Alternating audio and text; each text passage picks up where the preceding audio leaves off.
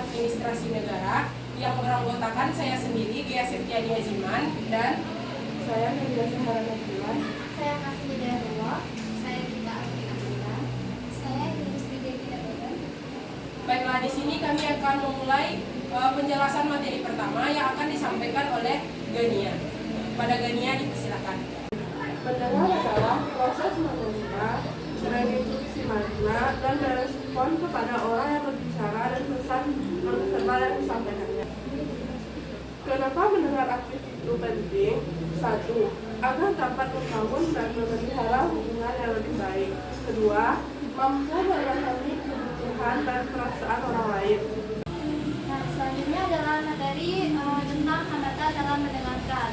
Nah, dalam mendengarkan terdapat beberapa hambatan. Yang pertama yaitu membandingkan atau comparing. Nah, membandingkan itu kayak membandingkan masalah teman kita dengan masalah teman gitu. Contohnya kayak gue juga dia begini, gue juga kayak gitu, atau kayak ada nasi gitu loh. Nah, selanjutnya itu ada mempersiapkan tanggapan atau racing. Itu tuh artinya sibuk mempersiapkan apa yang Anda katakan setelahnya. Jadi kita mikirin jawaban apa yang mau kita bilang habis teman ngomong kan. Nah, selanjutnya ada yang membaca pikiran atau mind reading. Nah, ini tuh mengasumsikan maksud teman tanpa mendengarkan penjelasan. Contohnya tuh kayak pasti dia gini ya. Selanjutnya itu ada memfilter informasi atau filtering. Itu tuh kayak hanya mendengarkan bagian yang Anda sukai dan mengabaikan sisanya. Nah, selanjutnya itu ada menghakimi atau judging. Itu tuh kayak memberikan label negatif terhadap teman Anda. Contoh, kayak lo baperan, lo bodoh, lo lebay. Nah, selanjutnya ada identifying. Itu tuh merujuknya kembali ke pengalaman Anda sendiri. Contoh, gue juga pernah, ini sama kayak yang pertama, kayak di nasib gitu. Nah, selanjutnya ada melamun atau dreaming. Pikiran kita tuh melayang ke hal lain saat teman kita bicara. Dan terakhir ada advising. Kayak Anda bagaikan pemecah masalah hebat dan siap dengan bantuan dan saran. Contohnya, udah jangan sedih, lo seharusnya gini. Selanjutnya, penjelasan hambatan dalam mendengar oleh kita kepada kita disilakan. Yang pertama yaitu ada sparring. Maksudnya yaitu Anda berargumen dengan dan berdebat dengan orang lain. Contohnya tuh, gue nggak setuju apa yang gue omongin. Misalnya nih, ada dua orang sedang bercerita gitu. Terus yang satu tuh nggak setuju pendapat temannya. Yang kedua yaitu derailing. Maksudnya yaitu tiba-tiba Anda mengubah topik pembicaraan. Contohnya, gue suka sama dia deh. Terus teman yang satu lagi nyaut, si C mau merit loh. Yang ketiga yaitu being right. Maksudnya yaitu menjadi benar. Anda akan melakukan apa saja untuk menghindari kesalahan. Contohnya itu, lo sih kan udah gue bilang. Yang terakhir itu placating. Maksudnya itu Anda setuju dengan segalanya. Contohnya, iya betul, setuju, dan lain-lainnya. Selanjutnya yaitu materi tentang keterampilan mendengarkan aktif. Yang pertama yaitu memperhatikan. Ketika kita berbicara dengan orang lain, kita harus memperhatikan yang pertama yaitu kontak mata, postur tubuh, gestur, dan respon verbal. Contohnya itu saat teman Anda membicarakan masalah dengan game online, tetap tatap matanya, anggukkan kepala, dan berikan respon singkat seperti oh begitu atau lanjutkan. Keterampilan mendengar aktif yang berikutnya yaitu memparafrase. Memparafrase ini berupa mengungkapkan kembali pesan utama dengan kata-kata kita sendiri. Kemudian menunjukkan bahwa kita memahami apa yang disampaikan oleh teman kita. Yang berikutnya mengklarifikasi. Mengklarifikasi ini berupa mengungkapkan kebingungan atau meminta penjelasan lebih lanjut. Kemudian membantu memfokuskan diskusi. Yang terakhir itu memeriksa persepsi. Ini berupa memverifikasi apakah kita memahami dengan benar apa yang telah disampaikan. Kemudian memberikan kesempatan lawan bicara untuk memperbaiki jika persepsi kita itu salah. Sekian pemaparan materi dari Iin. Selanjutnya, apakah peserta penyuluhan ada yang ingin bertanya?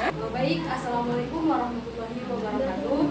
Perkenalkan, nama saya Ersi Piliang dari jurusan Pendidikan Sosiologi.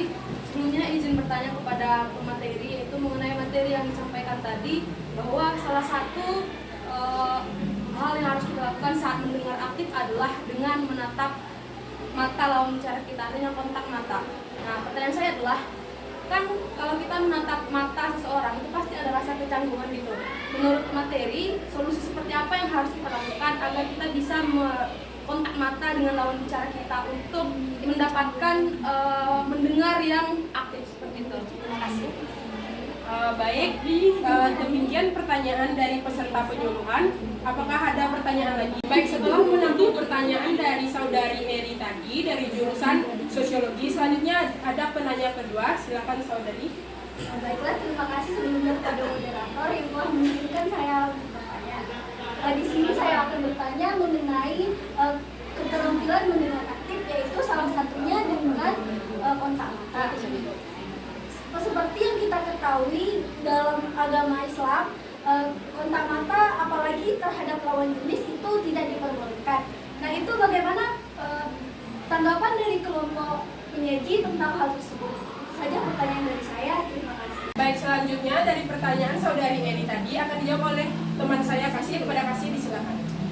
Nah, selanjutnya adalah itu pertanyaan tentang kenapa saat kita kontak mata kita merasa tercanggung dengan lawan bicara. Itu tuh karena kita tuh nggak menerapkan keterampilan mendengar aktif ini.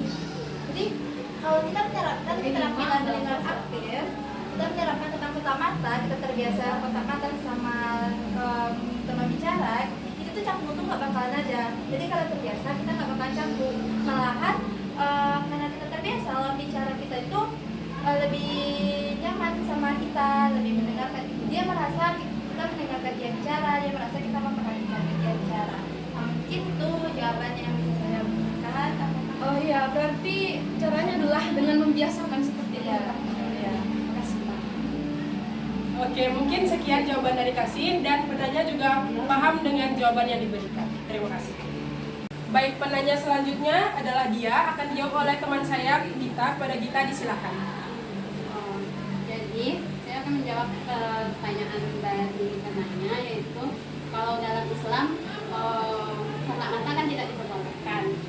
Ya, karena dalam Islam itu kontak mata ketika berbicara dengan lawan jenis termasuk zina mata gitu. Jadi kita ada beberapa cara yang bisa lakukan. Yang pertama, kita harus menundukkan pandangan kita bicara, menjaga batasan obrolan kita, terus mengontrol cara pandang kita berbicara. Tapi di sini kami membahasnya dalam segi kajian psikologi. Jadi dalam kajian psikologi ini, kalau kita berbicara dengan menggunakan kontak mata itu lebih bagus gitu, lebih nampak menghargai orang yang kita bicarakan.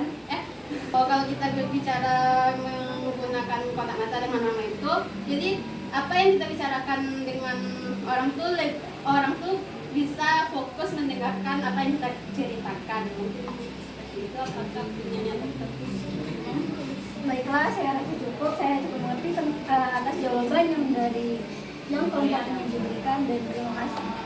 Baik, mungkin demikian jawaban dari kelompok kami.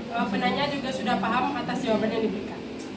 Baik, demikian pemaparan materi atau penyuluhan kepada beberapa peserta oleh kelompok 7.